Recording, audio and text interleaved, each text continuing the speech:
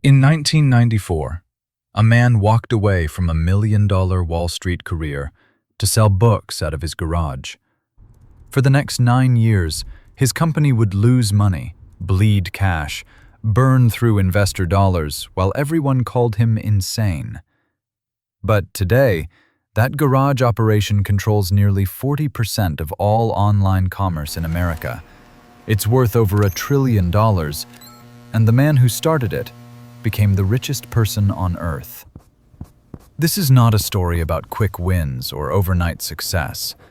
This is the story of how Amazon turned losses into global power, and why everything you think you know about business might be completely wrong.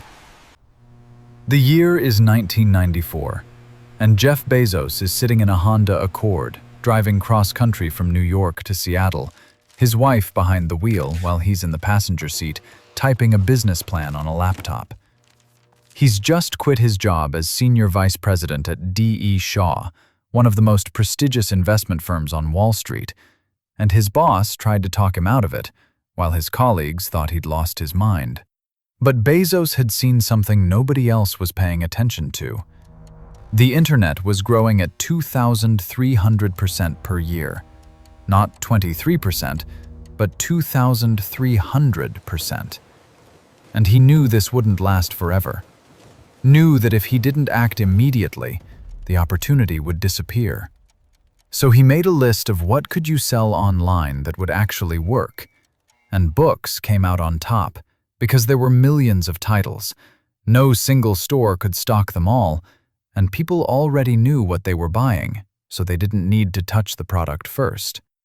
He called the company Amazon because it started with the letter A, giving him alphabetical dominance, and because the Amazon River was the biggest in the world, and he wanted to build the biggest bookstore in the world.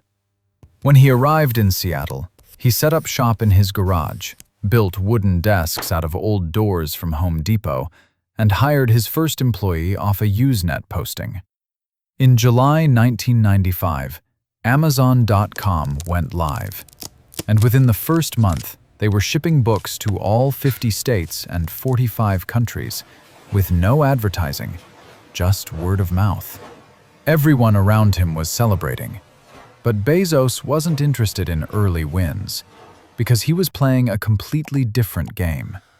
And here's what most people miss about what came next. Amazon went public in 1997, 2 years after launch, with a stock price of $18 a share. And investors were excited, because this internet thing was taking off. But within months, something strange started happening. Amazon wasn't making money. And in fact, it was losing more money every single quarter. In 1997, they lost $31 million. In 1998, they lost $125 million. And by 1999, they had lost $720 million. And then, by the year 2000, the dot-com bubble burst, and internet companies were collapsing left and right, with Pets.com, Webvan, and eToys all gone. And Amazon was still losing money. Analysts tore the company apart. Barron's published an article asking if Amazon would even survive. Investors were furious, and the stock dropped from over $100 to $6. But here's the thing nobody understood. Jeff Bezos wasn't trying to make a profit. He was trying to build something no one had ever seen before. And that required a strategy that Wall Street hated. In every earnings call, he said the same thing. We are willing to be misunderstood for long periods of time. While other companies focused on quarterly earnings, Bezos focused on cash flow. And while competitors cut costs to show profit, Amazon spent every dollar it made and then some. Why? Because he wasn't building a bookstore. He was building infrastructure, warehouses, technology, and customer loyalty.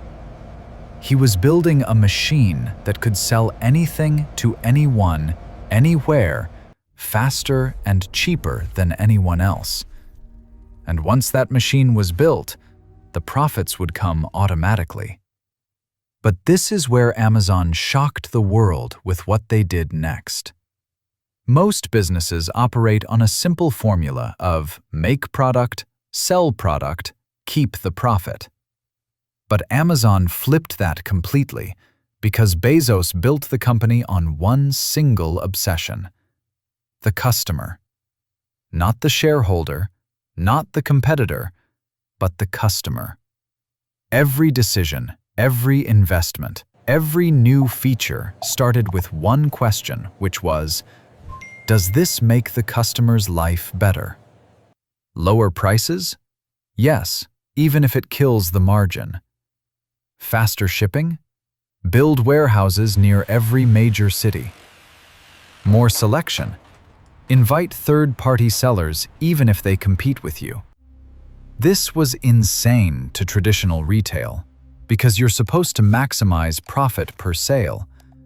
But Amazon did the opposite by making it so cheap, so fast, so convenient that customers had no reason to go anywhere else. And here's the brilliant part. Every time a customer bought something, Amazon collected data about what you searched for, what you clicked on, what you almost bought but didn't. And that data fed algorithms. Those algorithms improved recommendations. Better recommendations meant more purchases, and more purchases meant more data. It was a flywheel, and once it started spinning, it was almost impossible to stop. Competitors tried to copy Amazon's prices, but they didn't have Amazon's scale. They tried to copy the website, but they didn't have the data. They tried to match the delivery speed, but they didn't have the warehouses. Amazon wasn't just selling cheaper. They were building a system that made it mathematically impossible for anyone else to compete. And while the world was watching the website, Bezos was building something even bigger behind the scenes. This single decision changed everything. By the early 2000s, Amazon had a problem because they were growing so fast that existing logistics companies couldn't keep up. With FedEx, UPS, and the Postal Service all struggling to deliver the volume Amazon needed. So Bezos made a decision that seemed insane at the time. Amazon would build its own delivery infrastructure. Not just warehouses, but an entire logistics empire with fulfillment centers in every major region, sortation centers, delivery stations, their own fleet of trucks, their own cargo planes, and eventually their own delivery drivers. Competitors laughed and asked, why would an online bookstore need planes? But Bezos wasn't building a bookstore anymore. He was building the most efficient supply chain in human history. Today, Amazon operates over 1,000 fulfillment centers worldwide. And these aren't just big rooms with shelves, but algorithmic miracles where robots move products. AI predicts what you'll buy before you buy it and ships it to a warehouse near you. And when you click order, the product is often already in your city. That's why Amazon can deliver in one day, sometimes same day, and in some cities within hours. No other company on earth can do this. Not Walmart, not Target, not anyone. And here's the kicker. Amazon didn't just build this for themselves, because they opened it up so that third-party sellers could use Amazon's warehouses, their shipping, their entire infrastructure, through a program called Fulfilled by Amazon. Small businesses that could never afford this kind of system suddenly had access to world-class logistics, and Amazon took a cut of every sale, which was brilliant because competitors became customers, and every package they shipped made Amazon's system stronger. But while everyone was focused on the boxes, Amazon was making billions from something almost nobody saw coming: And this is where Amazon shocked the world. In the early 2000s, Amazon had another problem, because their website traffic was wildly unpredictable, with millions of people flooding the site during the holidays, while that server capacity sat empty the rest of the year. So their engineers built a system to handle the spikes that was flexible, scalable, and provided on-demand computing power. And then someone asked a simple question. If we can do this for ourselves, why not sell it to other companies? In 2006, Amazon launched Amazon Web Services, AWS, and most people had no idea what it was, while even investors didn't pay much attention. But within a few years, AWS became the backbone of the internet. Netflix runs on AWS, Spotify runs on AWS, and Airbnb, Slack, Twitch, and even parts of the CIA run on AWS. Today, AWS controls about a third of the entire cloud computing market and generates over $90 billion a year in revenue. And here's the beautiful part. AWS has profit margins of nearly 30%. Remember, Amazon's retail business was deliberately low margin, and they made almost nothing per sale. But AWS? Pure profit. For years, AWS quietly funded everything else Amazon wanted to do, giving them the cash to undercut competitors, expand internationally, and invest in crazy experiments like Alexa and Amazon Studios. While Walmart and Target were stuck fighting over retail pennies, Amazon had a money-printing machine in the background, and Bezos had done it again by entering a market nobody expected, dominating it completely, and using the profits to crush everyone else. But here's what most people miss about Amazon's real strategy. Amazon doesn't compete the way normal companies do, because they don't try to out-advertise you, they don't trash talk, they don't poach your employees. They just make you irrelevant. And here's how. First, they lower prices. Not by a little, but by a lot. And sometimes they sell products at a loss just to dominate the category. And while competitors might be able to match those prices for a while, Amazon has AWS profits funding the fight, and most companies don't. Second, they make it more convenient with one-click ordering, free 2-day shipping with Prime, easy returns, and millions of product reviews. So even if a competitor has the same product at the same price, why would you risk it when Amazon's easier? Third, they own the search results. Because when you search for a product on Amazon, what shows up first is often Amazon's own version of that product. And if you're a third-party seller and your product starts doing well, Amazon can analyze the data, create their own version, and bury yours in the rankings. Is it fair? That's a different question. But it's devastatingly effective. Toys R Us tried to partner with Amazon, and Amazon learned their business and then crushed them. Diapers.com was a rising star until Amazon dropped diaper prices until diapers couldn't survive, and then Amazon bought them. And Zappos was dominating online shoes until Amazon undercut them, until Zappos had no choice but to sell, and Bezos bought them for over $1 billion. This isn't competition. This is systematic domination. And it all runs on something even more powerful than money. Here's the truth nobody wants to say out loud. Amazon knows more about what you want than you do.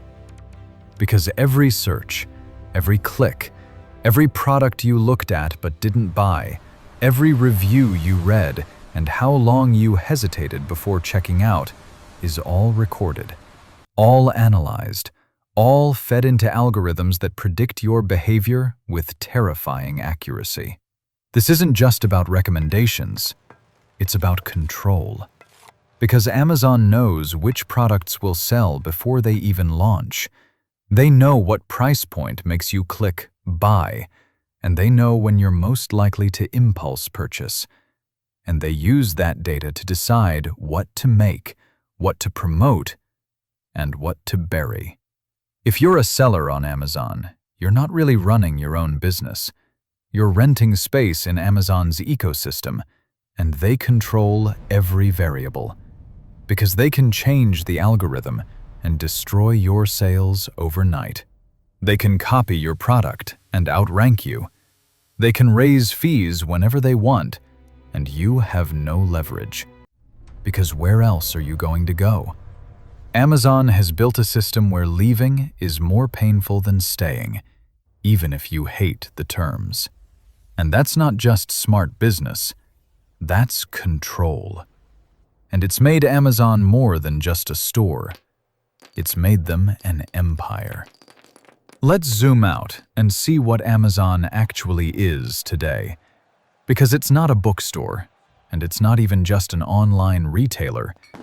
Amazon is an ecosystem, and once you're inside, it's almost impossible to leave. You start with free shipping through Prime. Then you're watching movies on Prime Video, listening to music on Prime Music, reading books on Kindle, and talking to Alexa in your home. You're not just a customer anymore.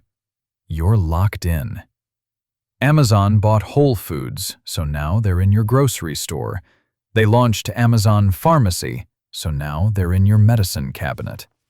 They created Ring, so now they're watching your front door.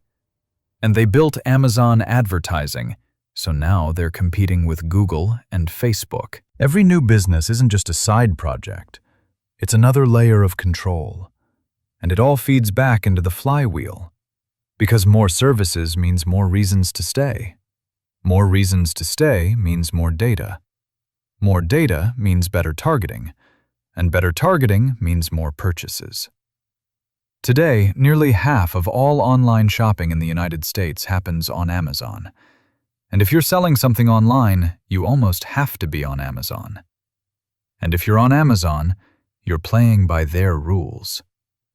Bezos steps down as CEO in 2021, but the machine he built keeps running, because it doesn't need him anymore. It's become bigger than any one person, bigger than any competitor, and in some ways, bigger than any government's ability to regulate it. But here's what nobody talks about. Amazon's dominance didn't come without cost, because workers in fulfillment centers report brutal conditions, with timed bathroom breaks, constant surveillance, impossible quotas, and injuries from repetitive strain.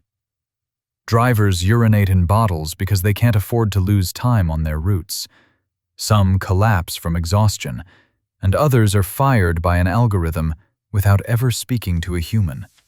While Amazon fights unionization aggressively, because unions mean higher wages mean lower margins, and lower margins threaten the entire system. Then there's the small business problem.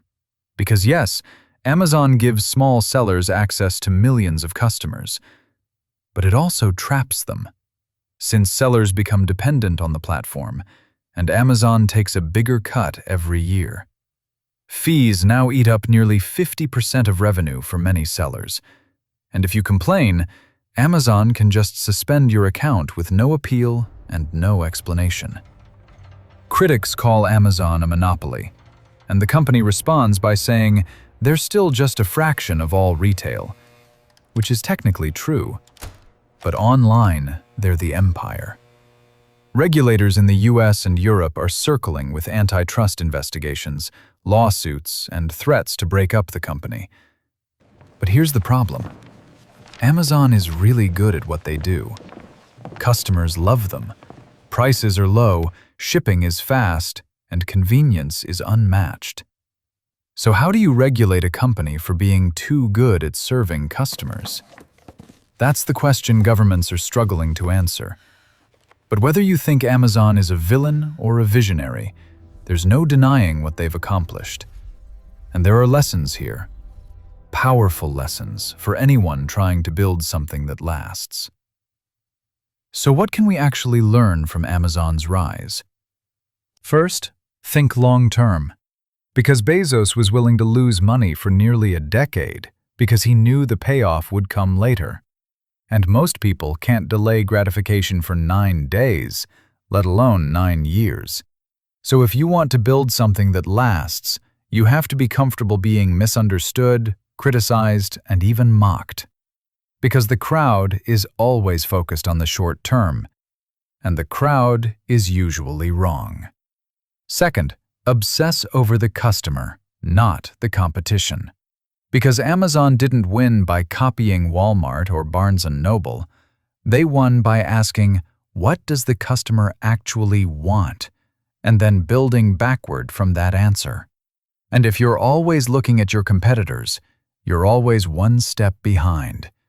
But if you're looking at your customer, you're creating the future. Third, build systems, not just products.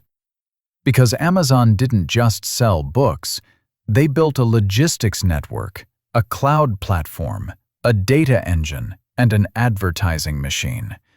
And each piece reinforced the others, which is what made them unbeatable. So if you're building a business, ask yourself, am I just selling something? Or am I building a system that gets stronger over time? Fourth, reinvest everything. Because for years, Amazon poured every dollar back into the company, with no fancy offices, no executive jets, just relentless reinvestment in infrastructure, technology, and customer experience. And most people want the rewards before they've built the foundation.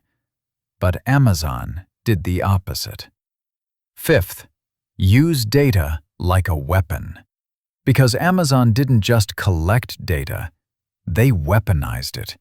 And every piece of information became an advantage, with better predictions, better pricing, and better products. And in the modern world, data is power, and those who know how to use it will dominate those who don't. But here's the final lesson, and it's the most uncomfortable one. Power has a price. Because Amazon succeeded because they were willing to do things others weren't, like undercut competitors into oblivion, push workers to their limits, and control entire markets. And you can admire the strategy without endorsing every method. You can study the machine without becoming it. Because here's the truth. Amazon's story is a mirror. It shows us what's possible when you refuse to give up, when you think in decades instead of quarters, when you build systems instead of chasing quick wins.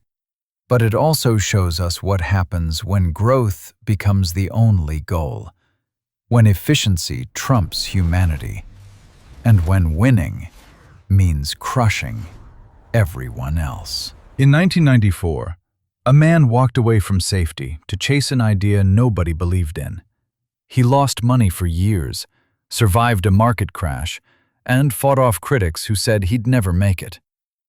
But today, Amazon touches nearly every part of modern life and has reshaped retail, logistics, cloud computing, entertainment, and more. Whether you think that's inspiring or terrifying probably depends on where you stand.